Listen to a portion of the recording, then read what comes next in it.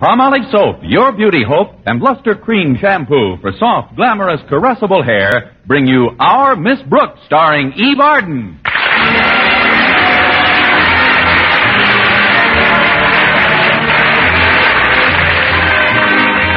Many school teachers work under different supervision during the summer months than they do in the regular school terms.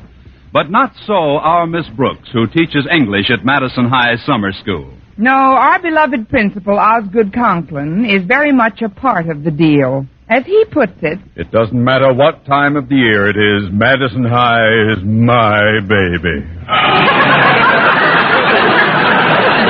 And to prove it, he holds it up by the heels and slaps it all summer. It isn't that Mr. Conklin's always in a bad humor. Why, there are minutes at a time when he stops frothing at the mouth and the lightning that plays about his head subsides, leaving just a few glowing coals nestled in his mustache. Last Thursday morning at breakfast, I was discussing his latest diabolical device with my landlady, Mrs. Davis. He calls it the Conklin Carelessness Code, Mrs. Davis.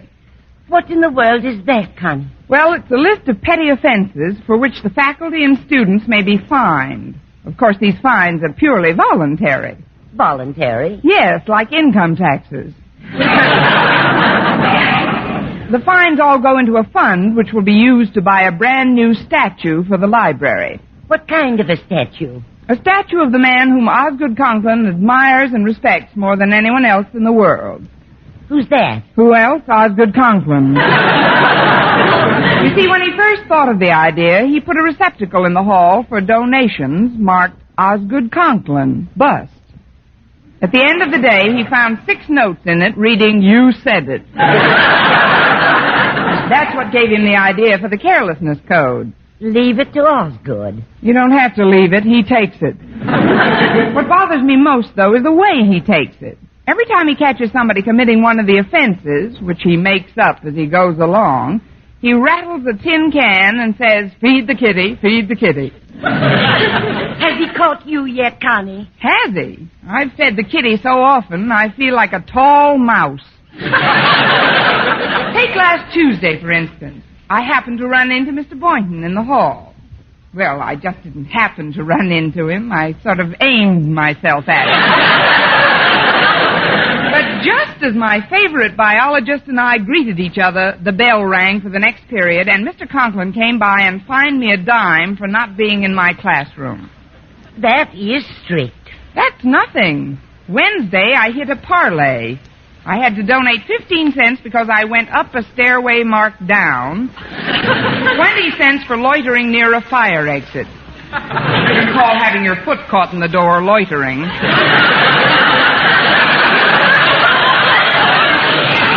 Connie, do you have to submit to all these fines? I mean, has Mr. Conklin the right to do all this? We voted on it in assembly. Of course, it was really more like a plebiscite. You know, vote yes any way you want to. It isn't the money I miss so much. It's the lunches I could have bought with it. Imagine it. Not having enough money for lunch. I don't have to imagine it. Those fines add up, you know. You poor dear. It has been an expensive week for you, hasn't it? Yes, and that's what worries me so much today. I haven't got a dime in my purse. He can get me on a vagrancy rap. Oh, well, maybe it's for the best. The less I have on me, the less I can donate to the bust. For the bust.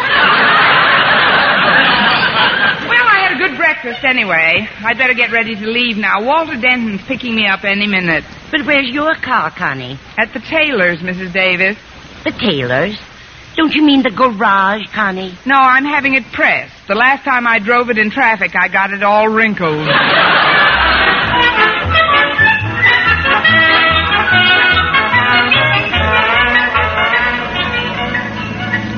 I'm glad you called for me promptly today, Walter. The Conklin Code provides a stiff fine for tardiness. Believe me, Miss Brooks, my punctuality was not inspired by purely altruistic motives.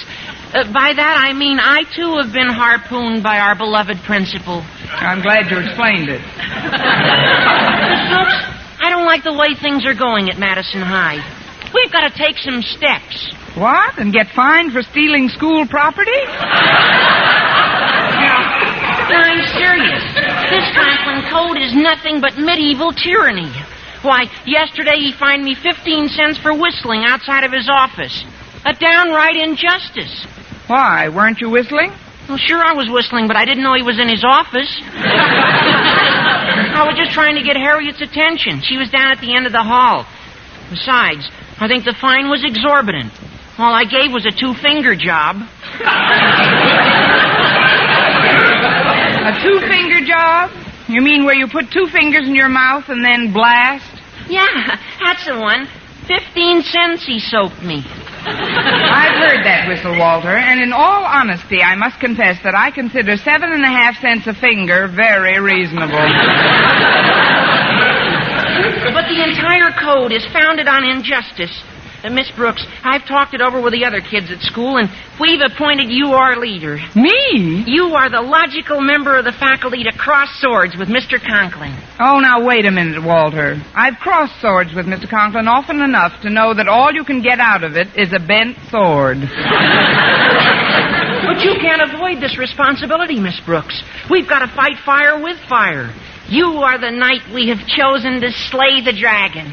I'm sorry, Walter, but my card in the Dragon Slayers Union expired. Besides, the bust is supposed to be finished by tomorrow. But how do we know there's enough in the kitty to pay for it? Here's the school. Did I stop too suddenly for you? Not at all. I always like to kiss the windshield goodbye.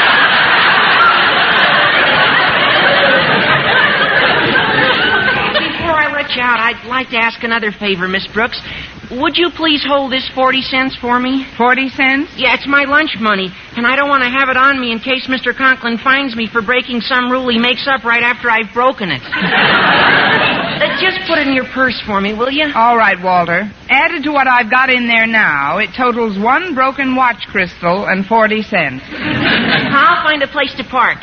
You go on in, Miss Brooks. All right, Walter. Thanks for the lift. Maybe I'd better tiptoe past Mr. Conklin's office.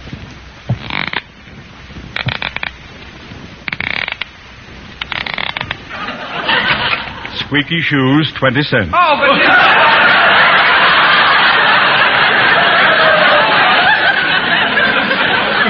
Come on, Miss Brooks. Feed the kitty, feed the kitty. Please, Mr. Conklin, we've got to talk this thing over. Very well. Would you like to step into my office? Thank you. No. Now, wouldn't you like to sit down? Yes, I would. I thought you would. That'll be 10 cents for not going straight to your first class. Now, come on, Miss Brooks. Feed the kitty, feed the kitty. That's what I wanted to talk to you about, Mr. Conklin. Many of the students are getting a little tired of your carelessness code. Oh? Is this insubordination? About a nickel's worth, yes. I'm surprised at you, Miss Brooks. Don't you realize where this money is going? Yes, Mr. Conklin. It's going into a statue. Not just a statue, Miss Brooks, rather the statue, which will serve as an inspiration to unborn generations of Madison High's students. Then why not let them pay for it? I mean, just where are you going to put this statue, Mr. Conklin? Why, in the school library, of course, on that lovely mahogany pedestal that overlooks the entrance. You mean next to the bust of Julius Caesar? Instead of it, Miss Brooks.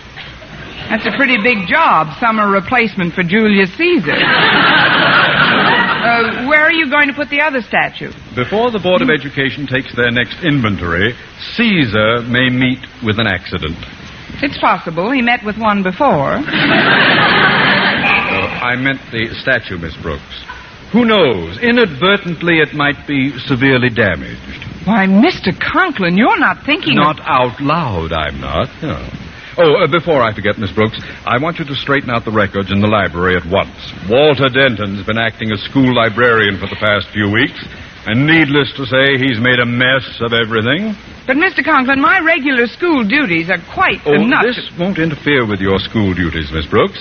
I hereby grant you permission to attend to this matter after school hours. Why, Mr. Conklin, how charming of you. But about this carelessness code... Oh, thanks for reminding me. You owe me 30 cents.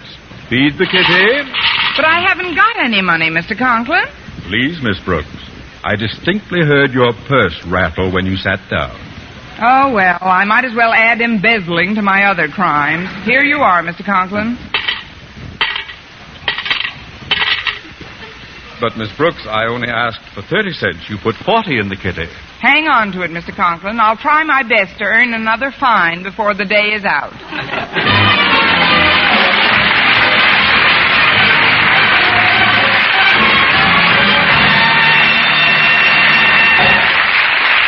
Our Miss Brooks, starring Eve Arden, will continue in just a moment. But first, here is Vern Smith. Here's wonderful news, ladies. Wonderful, wonderful news.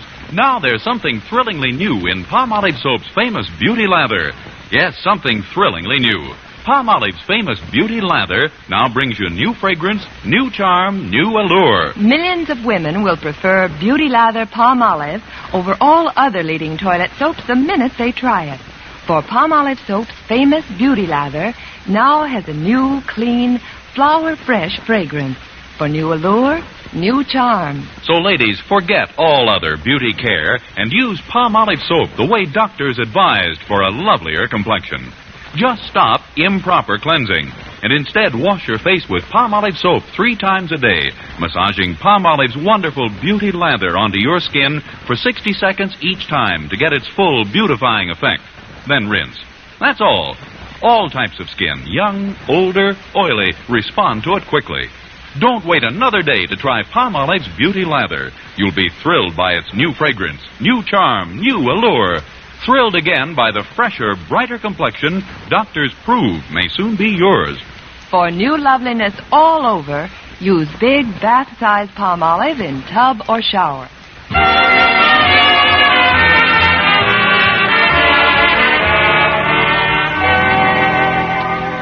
It has always been my experience that nothing stimulates the appetite quite as much as an empty pocketbook.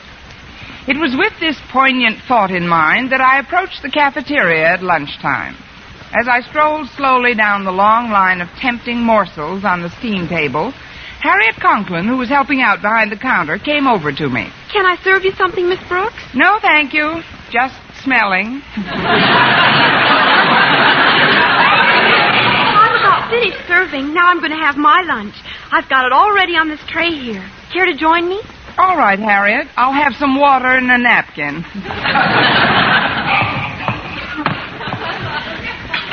Here we are. Gosh, this roast beef looks yummy. It certainly is. Did you have it with the barbecue sauce on it today? No, I smelled it plain today. See, I'm on sort of a diet, Harriet. I don't know why you have to diet.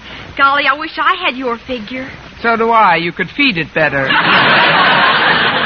How is the beef with that barbecue sauce on it? Delicious. Would you like a taste, Miss Brooks? Well... Oh, I'm sorry. If you're on a diet, I better not tempt you. Tempt me. No. I don't know. I know how difficult it is sometimes to stay on a diet. Put some of that meat on this fork or I'll spear it from here. There. That is good. Of course, to me, roast beef is good with or without barbecue sauce. Oh, to me, too. Really? I am one schoolteacher who offers proof positive. Pass some over without the sauce. Here you are, Miss Brooks. Say, that is good meat. I'm certainly glad our cafeteria is staying open during summer school. Not many of them do, you know. I know. Funny thing about tasting roast beef plain, you forget how it tasted with the barbecue sauce on it. Why, Miss Brooks, you don't really want another... All right, here you are. Golly, Miss Brooks, one would think you hadn't had any lunch all week. One would be on the right track. I don't like to mention this while you're eating, Harriet, but it's all because of your father. His carelessness code has kept me broke. I'm against it, too, Miss Brooks. Daddy even finds me every chance he gets. Well, there isn't anything we can do about it, I guess. You know, there's something about that barbecue sauce that escapes me. I think I'll just try... Why, Harriet. What's the matter, Miss Brooks? You've gone south with our roast beef. I'm sorry I ate it all so rapidly. I was starved. Say, isn't that Mr. Boynton over by the steam table? Yes, it is. When it comes to food, the bashful biologist isn't very bashful. He's getting himself a tray full, all right. And he's coming this way, Miss Brooks. Well, don't just sit there, girl. Make room for those groceries. Hello, Miss Brooks, Harriet. Hello, Mr. Boynton. Would you like to join us? Oh, if there's room enough, Oh, there's plenty of room. Harriet was just leaving. But Go get some milk, dear. It'll make you strong. Then you can wolf down some more roast beef tomorrow. I guess I would like some milk at that. See you later, Mr. Boynton. Bye, Miss Brooks. And so a new partnership starts. I see we have lamb chops today. Yes, there are certain vitamins found in lamb that enhance almost any type of balanced diet. So I've heard. But before you eat them, Mr. Boynton, I wonder if you'd mind cutting off what you want and leaving the bones. I saw a puppy on the way to school this morning who looked very hungry. Sorry, Miss Brooks, but it's sort of a priority on these bones. My frog McDougal likes to nibble on them. McDougal? Yes, extraordinary, isn't it? He's the only frog I know of who can nibble on a lamb chop bone. That's not so extraordinary. I know a girl who could nibble on a frog right now. You'll bring Mac into the cafeteria, I'll show you the girl. Oh, there you go, kidding me again. What a sense of humor. Oh, yes. Hunger is a scream. Maybe I'd better drop one more subtle hint. Mr. Boynton. Yes? I'm starving, Mr. Boynton. Yes. Why don't you eat something? I'm against all these diets women inflict upon themselves. Suppose you're a little plump. He may never get to that second lamb chop. Mr. Boynton, I'm talking about today, now, lunch. I haven't eaten any because I don't have the money to buy any. You don't? No. Where is all your money? I'm land poor. Land poor? If the Conklin Carelessness Code continues, I'll land in the poorhouse. Look, Mr. Boynton, I never borrow money if I can help it. I know you don't, Miss Brooks, and I think that's one of your most admirable traits. Well, many's the time I've been tempted to offer you some financial assistance, but well, I've always said to myself, don't you dare, Boynton. Miss Brooks is proud and resourceful.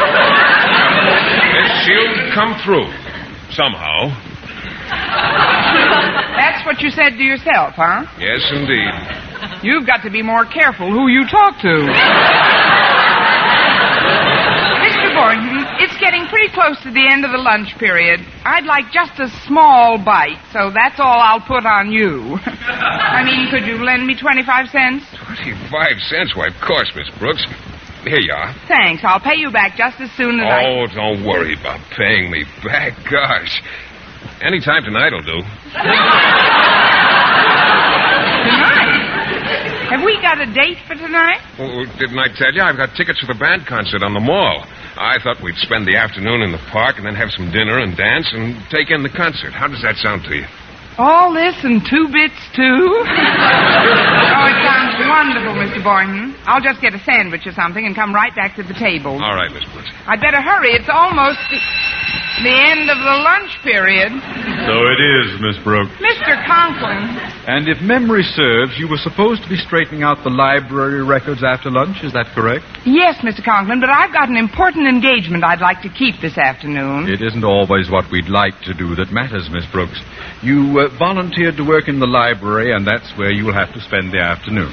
But, Mr. Conklin... Unfortunately, while you were standing here chattering, you've incurred another fine for tardiness. Tardiness? That'll be 25 cents, Miss Brooks. Feed the kitty, feed the kitty.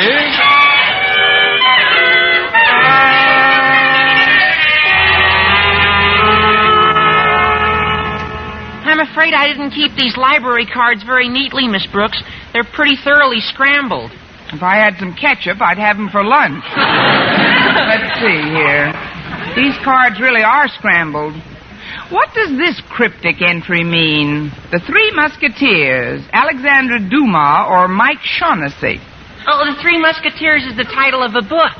Yes, I know, Walter, but underneath the title, why did you write Alexandre Dumas or Mike Shaughnessy? Well, frankly, Miss Brooks, I was a little confused. You see, I couldn't remember whether Alexander Dumas wrote the book and Shaughnessy took it out, or if Shaughnessy wrote it and Dumas...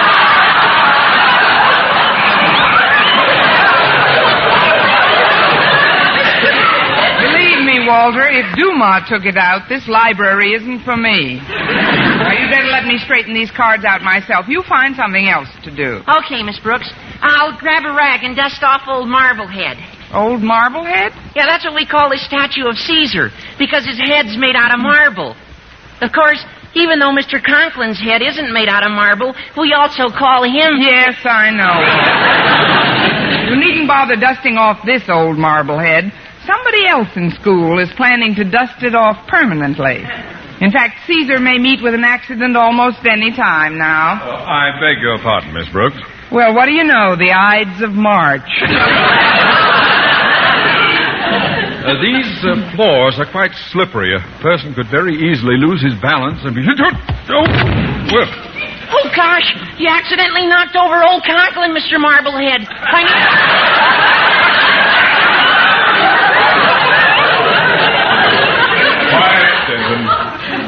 What a shocking misfortune. Why, I love this statue of Caesar, with his delicately chiseled features, his fine Roman nose. You'd better learn to love him without his nose. It just rolled under the desk. Here, Walter, help me lift Caesar back on the pedestal. No, please. It was my clumsiness that knocked it off. I'll lift it back on myself. Well, steady does it. Good firm grip now. Walter. Yes, Miss Brooks? Set Caesar up in the next alley. Mr. Conklin's got another shot coming. I dropped in to inform you, Miss Brooks, that thanks to your last contribution, my statue has been paid for in full. It will be delivered tomorrow morning and unveiled at noon. I shall want it kept under cover and... Denton, what are you stuffing into that canvas bag? The things that are Caesar's, Mr. Conklin. His ears and nose, and also the rest of him. I figured I could take it over to the shop and patch it up a little and... Just leave it where it is, Denton. You see, Miss Brooks, we have only the one pedestal. Haven't we just? And since Julius has been so brutally damaged... Oh, he won't be damaged anymore, Mr. Conklin. I'll see to that. This statue is school property, and if anyone tries to injure it in any way, I'll report him to the student council and the Board of Education.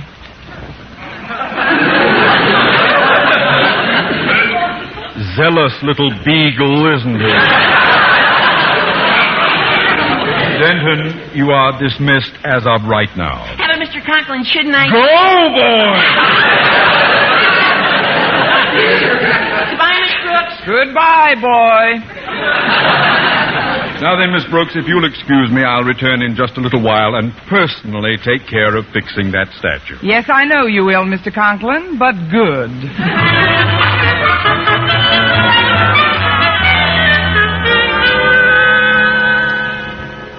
Pardon me, Miss Brooks, but where shall I put this statue? Statue?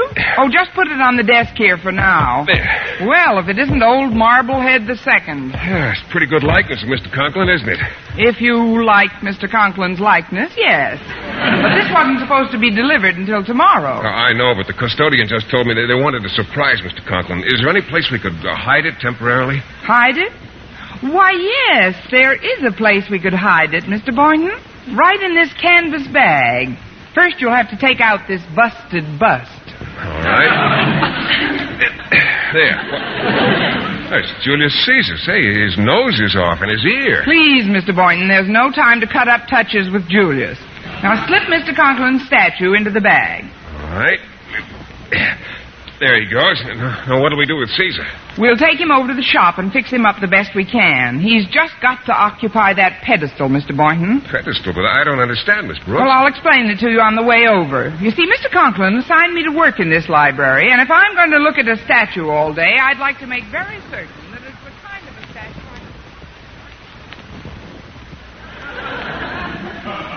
Miss Brooks? Miss Brooks? Must have stepped out for a moment. So much the better. Ah, yes, here's the canvas bag with old Marblehead still in it.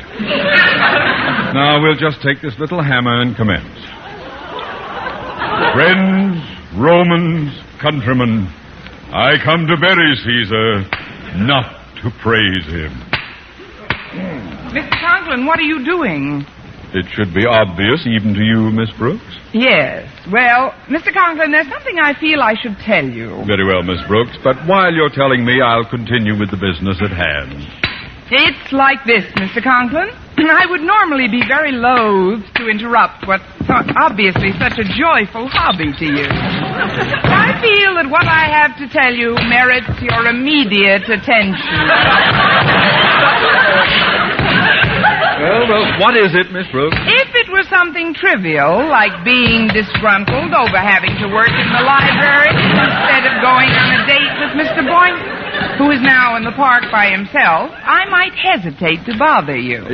What are you driving at, Miss Brooks? Well, the main point I'd like to get across to you, Mr. Conklin, is that I have absolutely no hard feelings toward you, and I trust you have none toward me. None whatsoever? Good. Now, open the bag. Open the bag? Yes, Mr. Conklin. I'm afraid you'll find that you've pulverized the wrong statue. You see, your statue arrived earlier, and we wanted to surprise you, so we put it in that bag. What? I'm in here! And Caesar is over at the shop getting his nose put back on. But, Miss Brooks, you just stood there. All the time I was hammering you. How? Why didn't you should have done... Please, Mr. Conklin, remember your blood pressure. But what'll I do? What'll I do when the Board of Education comes to take inventory?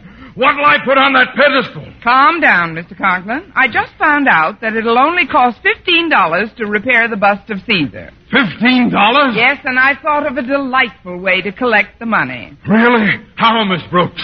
Feed the kitty, Mr. Conklin. Feed the kitty.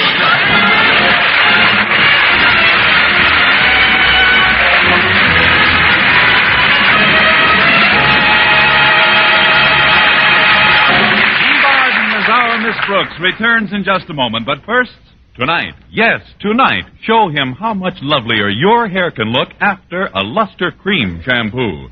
Luster Cream, world's finest shampoo. No other shampoo in the world gives you Kay Dumit's exclusive blend of secret ingredients plus gentle lanolin. Not a soap, not a liquid. Luster Cream leaves hair 3 ways lovelier. Fragrantly clean, free of loose dandruff, glistening with sheen, soft, manageable. Even in hardest water, Luster Cream lathers instantly. No special rinse needed. And Luster Cream leaves no soapy film, does not dry hair. So gentle, Luster Cream is wonderful even for children's hair. Tonight, for soft, glamorous, caressable hair, try Luster Cream shampoo at all drug and cosmetic counters. Dream girl, beautiful Luster Cream girl, you owe your crowning glory to a Luster Cream shampoo. And now, once again, here is our Miss Brooks. Well, I finally escaped from the library and hastened to meet Mr. Boynton in the park. Having had no lunch except a few swatches from Harriet's roast beef, I was ravenous. Hello, Miss Brooks. Beautiful day, isn't it? Yes, it is. How about a hot dog or a hamburger? Well, no, thanks. I'm full. Look at that little boy. He just threw a peanut to that pigeon. So he did. Excuse me, Mr. Boynton. Miss Brooks, you're not going to pick up that peanut. Certainly not, Mr. Boynton. That wouldn't be fair to the pigeon. I'm going to race him for it. Next week, tune into another Our Miss Brooks show brought to you by Palmolive Soap, Your Beauty Hope, and Luster Cream Shampoo for soft, glamorous, caressable hair. Our Miss Brooks, starring Eve Arden, is produced by Larry Burns, written and directed by Al Lewis, with music by Wilbur Hatch.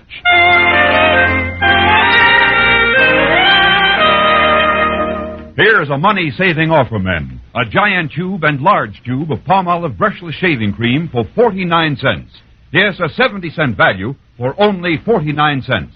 This offer is made solely to prove you, too, can get smoother, more comfortable shaves the Palmolive brushless way. Just follow directions on the tube and treat your face to wonderful shaves. Yes, for extra shaving comfort at extra low cost, don't miss this Palmolive brushless bargain. At drug and toilet goods counters, get both giant and large-size Palmolive brushless.